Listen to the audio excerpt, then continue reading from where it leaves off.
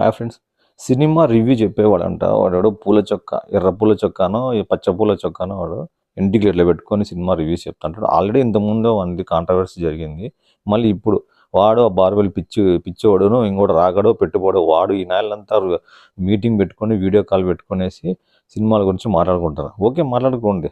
ఒక సినిమాని, ఒక హీరోని, ఒక డైరెక్టర్ని విమర్శించకుండా ఏమన్నా మాట్లాడుకోండి. వీడు ఏం చెప్తున్నాడంటే ఈ పూల చొక్కాగాడు, ఎర్ర పూల చొక్కాగాడు పెద్ద సినిమా స్టోరీ వీనికి ముందే తెలుసంట. ఈ సినిమా స్టోరీని పట్టుకొని సినిమా తీస్తున్నారు. ఈ సినిమా ఏం పెద్ద హిట్ కాదు, ఫెయిల్ అవుతుంది అని వీడు మాట్లాడుతున్నాడు. అంటే నీకు తెలుసా సినిమా స్టోరీ? నీకేమన్నా డైరెక్టర్ బుచ్చిబాబు నిన్ను పక్కన కూర్చోబెట్టుకొని రాసినాడా? చెప్పురా నువ్వు స్టోరీ, నువ్వు చెప్తే అది స్టోరీ ఎట్లా చెప్తే హిట్ అవుతుందని. సినిమా రివ్యూలు చెప్పుకొని బతుక్కునేవాడు నువ్వు. ఇప్పుడు ఏదో సక్సెస్ఫుల్ అయినాయి, 4 డబ్బులు వస్తున్నాయని చెప్పి సినిమా రివ్యూలు చెప్పుకునే బతుక్కునేవాడు నువ్వు మళ్ళీ ఆ సినిమానే తిట్టి, సినిమా డైరెక్టర్ని తిట్టి, సినిమా పెద్ద హీరోని తిట్టి, ఆ సినిమా స్టోరీ నచ్చలేదు అని ఏమో పెద్ద వీడేమో ఆల్రెడీ సినిమా స్క్రిప్ట్ చూసినాడు, ఆ షూటింగ్ చూసినాడు, ఆయనకు అట్లా మాట్లాడుతున్నాడు వీడి నోటికి వచ్చినట్లు.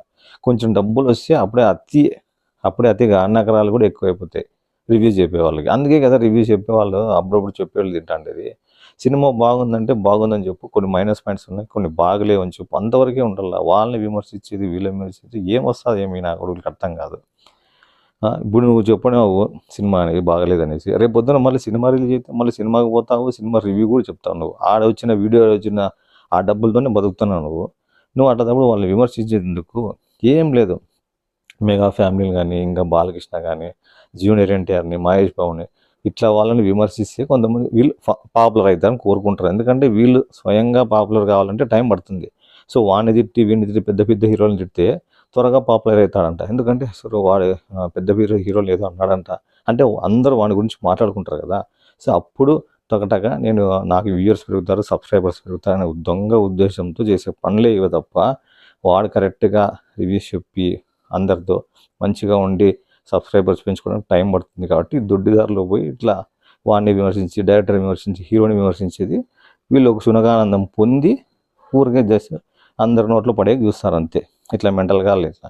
ఈ పూల చొక్కానికి ఈ పెద్ద ఫ్యాన్స్, రామ్ చరణ్ ఫ్యాన్స్, ఎప్పుడు ఇంకా లేకపోతే మెగా ఫ్యాన్స్ ఖచ్చితంగా ఏడోసారి కనబడితే దెబ్బలు తింటాడు. ఇట్లే మాట్లాడుతూ ఉంటే ఈ ఫ్యాన్స్ కాకుండా రేపు పొద్దున్న వేరే హీరోని విమర్శించినా వాళ్ళ ఫ్యాన్స్ కొడతారు.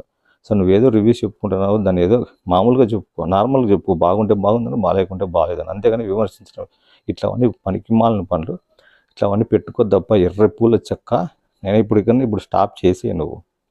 Bye friends.